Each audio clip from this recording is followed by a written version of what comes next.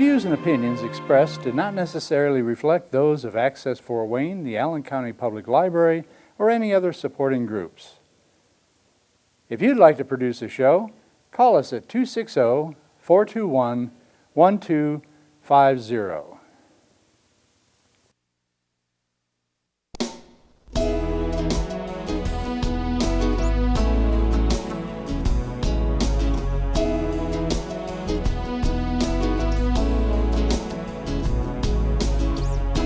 Let me be your lighthouse so I can show you the way. Let me be your shining light, I'll keep you from drifting away. I'm the one that makes you try when... Hello, this is Patty Hunter of Patty's Page. Today my special guest on Skype will be Father Frank Pavone.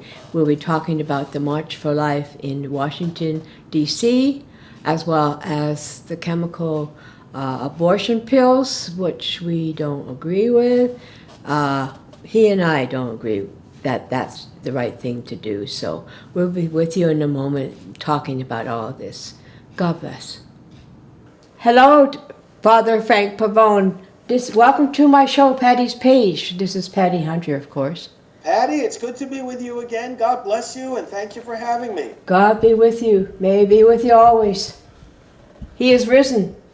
He is risen indeed. You bet. So, it's been 2 years since we last chatted with you. What have you been up to? Well, you know, one of the big things that has happened over the last 2 years, we at Priests for Life have been settling into a new expanded headquarters here in Florida. We were based for many years in New York City, but now we have an even better base of operations, including a TV studio from which I'm speaking with you right now. And we've been increasing, first of all, settling into our new headquarters has been great. We've hired a lot more staff. We have expanded our outreach. But one of the big things we've been doing as a result of all this is we've been increasing our broadcasting capacity. Yeah. So we're reaching hundreds of thousands of people every single day on multiple video platforms. The growth of internet video broadcasting has really been immense in these recent years, and we've been able to take advantage of all of it and bringing the pro-life message to friends and fellow activists all around the country and the world. Those have been some of the activities from here at home base. Then, of course, we've been very active in the elections. We had a midterm election last year. And, in 2019, the abortion issue got a lot of renewed attention. Yeah. And it was because of some good and bad developments. Some states like New York, Illinois, and others, Vermont and so forth, passed very, very radical pro-abortion bills. But then again, some other states, Georgia and Ohio and Indiana, Alabama, and of course Indiana is always leading the way in so many ways with good pro-life legislation. This has caused abortion to be in the news quite a bit, and we have been right there in the midst of all that, educating people on what's going on, defending the good laws, fighting against the bad ones, and that has taken us to many places, including Washington, D.C. many times, and just getting the movement, able to understand and respond to all these developments.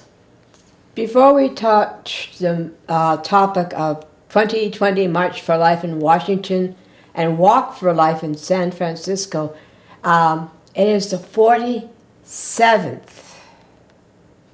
anniversary of Roe versus Wade. I feel old. I was 20 when that started. Oh my God. That's a long time, my friend. I think of Nellie Gray, who passed away back in 2012. She founded the March for Life, and she often recounted to me and to others how she thought that we will have a big march in Washington and convince the Congress and the court to do away with this abortion thing, and they didn't plan to be having the march going on for 4 decades. But, on the other hand, it is just as vigorous and joyful an event. It's a joyful sorrow, I always say. There's the grief that we have over abortion that leads us to do something about it. But there's a joy in the midst of that because we know we're on the right side. We know we're defending life. And this movement has persevered because we know, when you're talking about defending life, something as basic as that, you know that you're in it for as long as it takes. It doesn't matter, whatever God asks of us, we're going to be in it for as long as it takes. And all these years, a lot has happened. A lot of lives have been saved, even though we can say, well, Roe v. Wade is still in effect and babies are still being killed.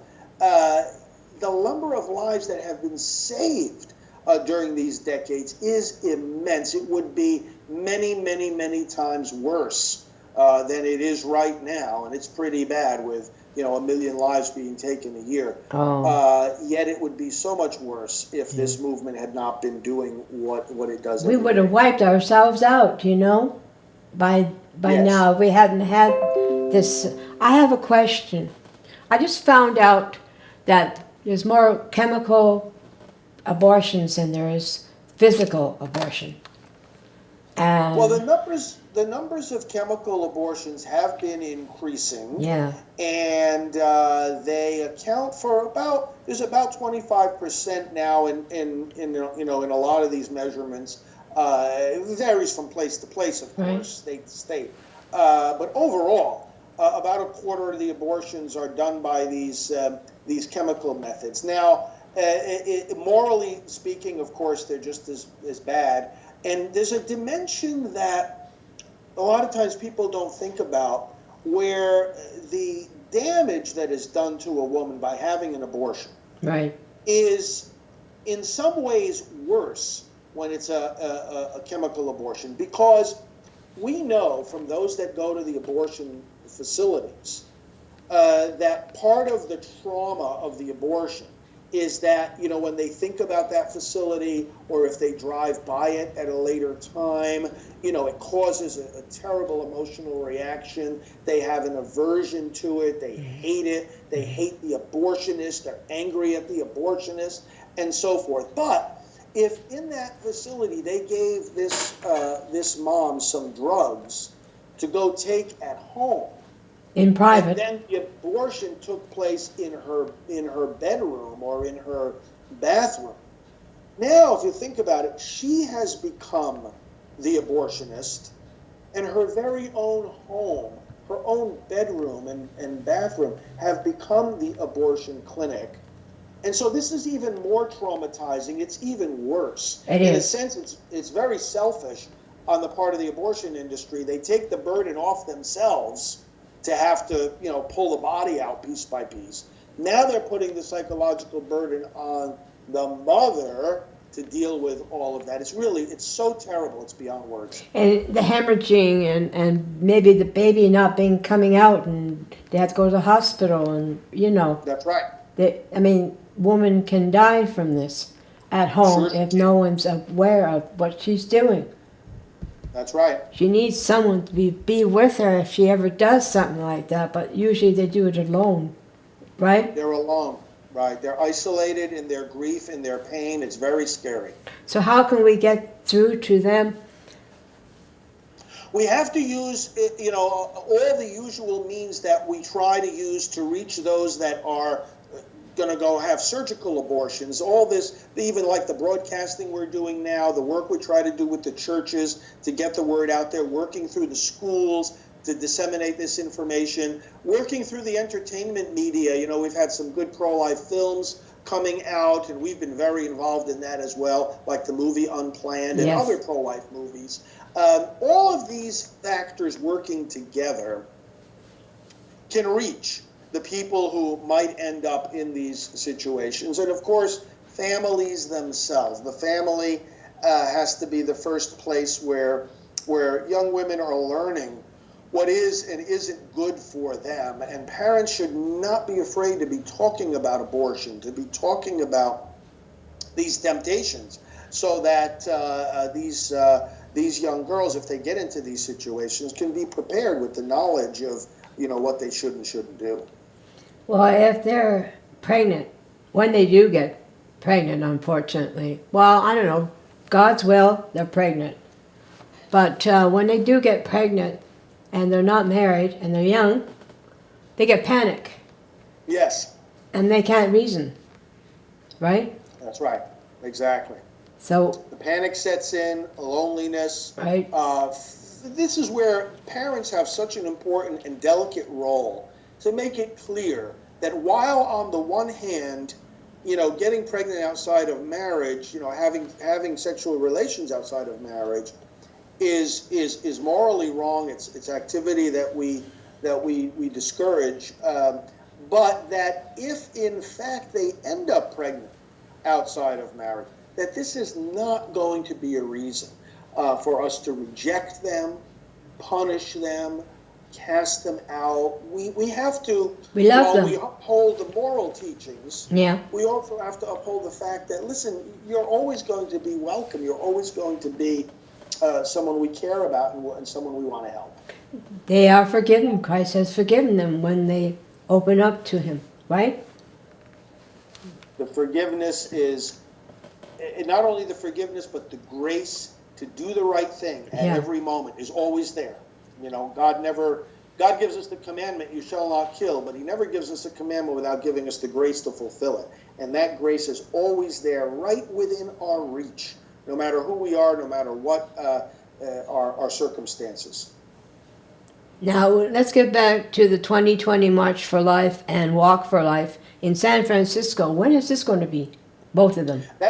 That's going to be Saturday, the 25th of January. The San Francisco Walk for Life is the second largest annual pro-life event, and that is an event that begins actually in the morning. There will be a protest at the Planned Parenthood facility in San Francisco, Valencia Street, and then that'll take place at 8 in the morning. There will be a mass at the cathedral.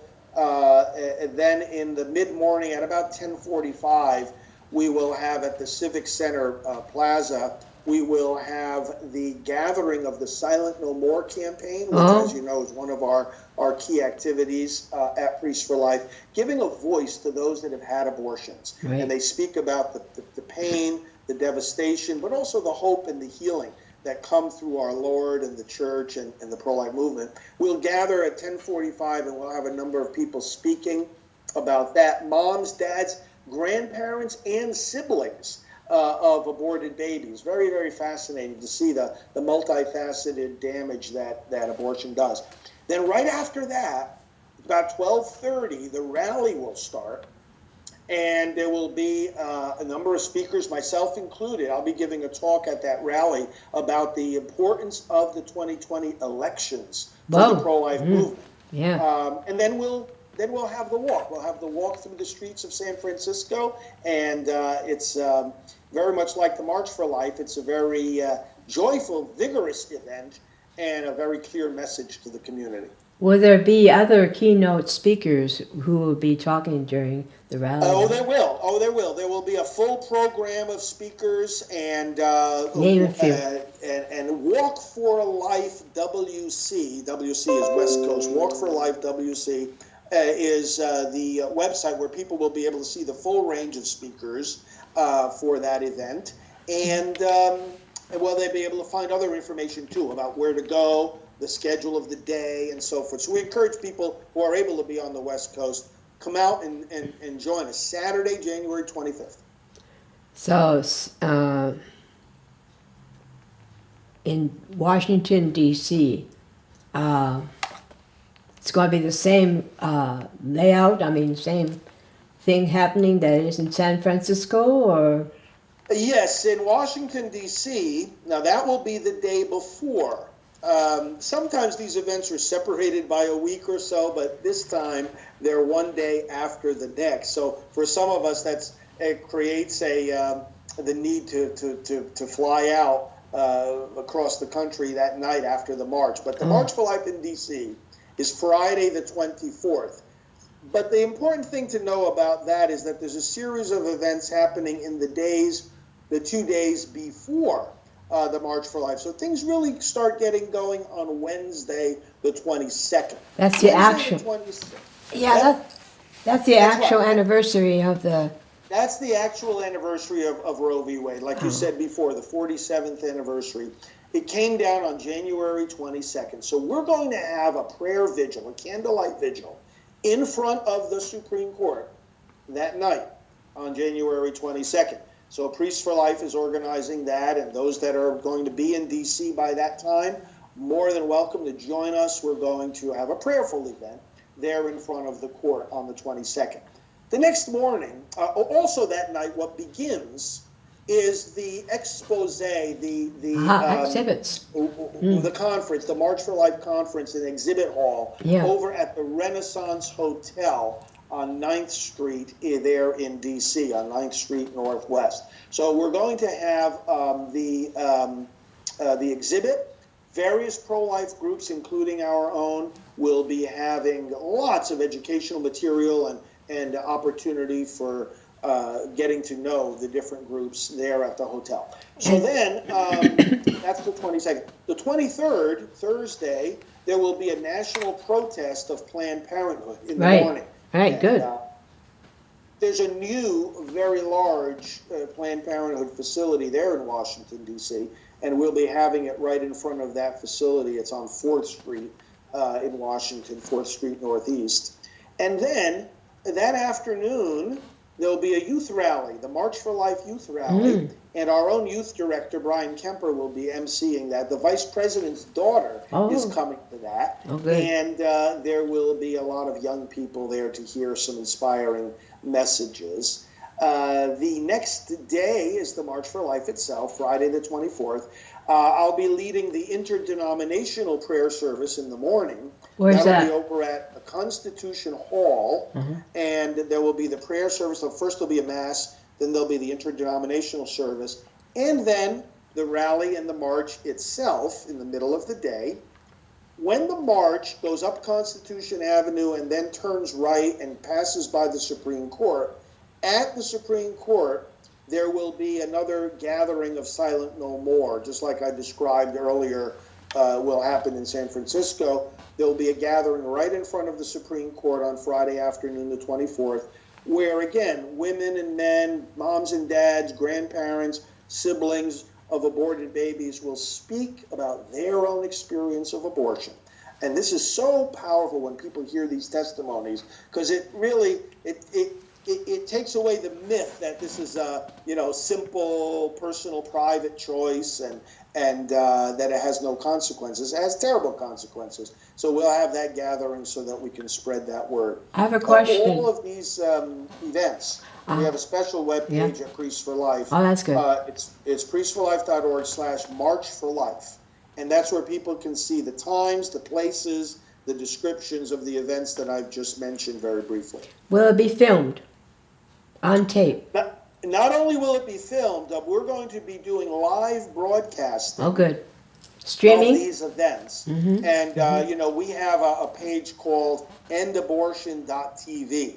And on that page, there's also links to different, as I mentioned before, we've been expanding our broadcasting. So we have different online video platforms and social media platforms. So people can watch it on Facebook, on Periscope, on YouTube, on Vimeo, on Roku, on various different channels. We're going to be bringing you these various events live, and then, of course, they'll be there for people to watch later as well. Like replay and whatever. Yes. I'd like to know, you're going to do exhibits at the National Prayer Service, Youth Rally.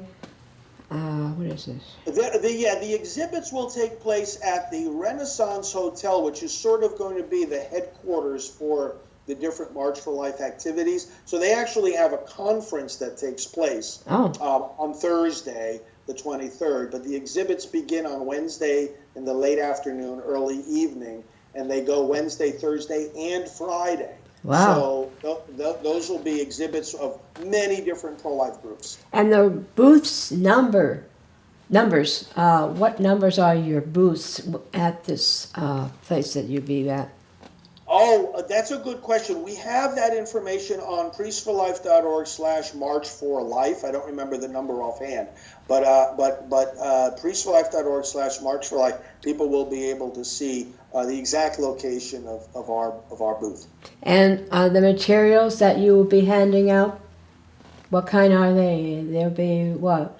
Thank you for asking that, because we have some new brochures that we're going to be giving out. First of all, we have a brochure about late-term abortion. Oh. As we were mentioning before, in 2019, a number of states passed very extreme laws taking away the few protections that were in the law, taking away the few protections that were there for babies, even in the last weeks and days of pregnancy. What is this? It's sad. How That is is so even sad. happening? And what, so we have a brochure about that, about late-term abortion. And then we have a new prayer book. Oh. It's called In the Heart of His Mercy. Right. And these are prayers for healing the wounds of abortion. You might know my very popular prayer book that we've had out for years is called In the Palm of His Hand. Oh, Those yeah. are prayers to end abortion. This new one, In the Heart of His Mercy, For after. is for healing the wounds of abortion. Well, I could use one of those for a friend of mine. If you Oh, could we'll send be one glad to to me, send you- send me several. I'll Yes. be filming March for Life here in Fort Wayne. It's in about a week or so to go. The 18th, Yeah. I do believe. Yeah, the 18th. And we're Excellent. doing, I think. And did you know that big Planned Parenthood has come back to Fort Wayne in full force? Well, yes, it's unfortunate, and We're fighting them. that hopefully will awaken a lot of people in the community to say, okay, now it's time to stand up. We can't let this just happen, and get involved in the activities, the awareness, the protesting, and so forth. By the way, in answer to the previous question, I just got the information here. Our booth numbers at the exhibit there in Washington will be 118, 120, and 122. We have 3 spaces there altogether. Sounds big. 118, 120, and 122. Do you work along with Dr. Avita King recently, or? Dr. Alveda King, the niece of Martin Luther King Jr., is in fact a member of our Priests for Life team. So she works for us full time and is, as you know, a great asset to our movement, because she brings the name and the legacy of the King family to the pro-life movement, which, as she says, is the civil rights movement of today. So she'll be there. She'll be there with us. She'll be there at that prayer service that we do on Friday morning of the march. She'll be with us at our booth. In fact, she's part of the Silent No More campaign, because she unfortunately had 2 abortions herself. Yeah. But yes, Alveda King she's doing very well, and she's on our broadcasts regularly and is just getting the message out there, not only to the Black community, but to the whole nation. So what would you like to say? This is almost the end of the show, sir. You have been quite informative. We love you, and we should talk more often.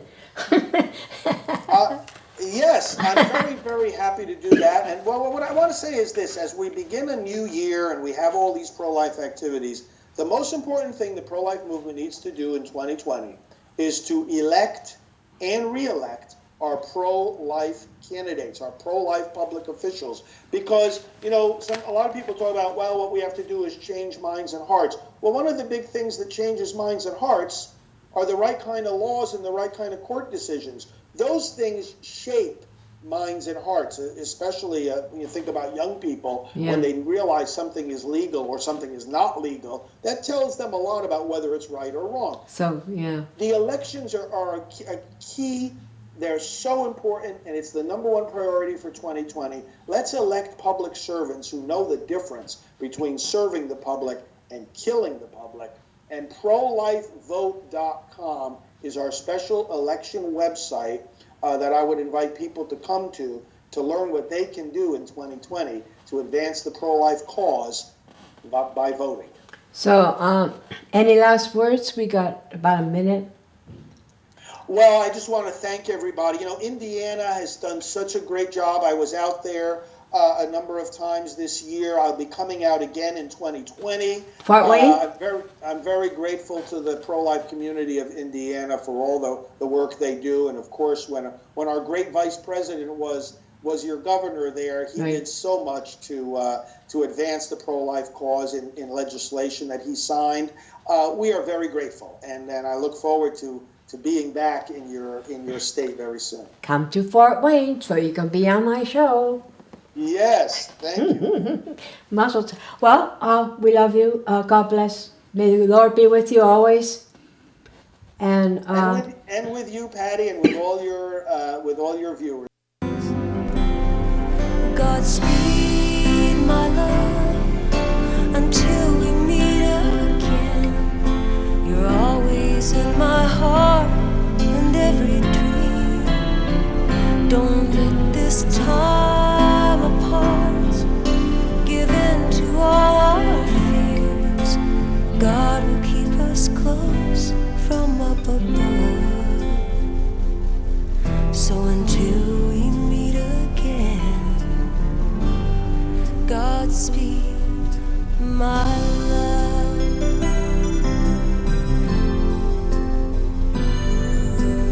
God is with us always, and for the rest of our lives.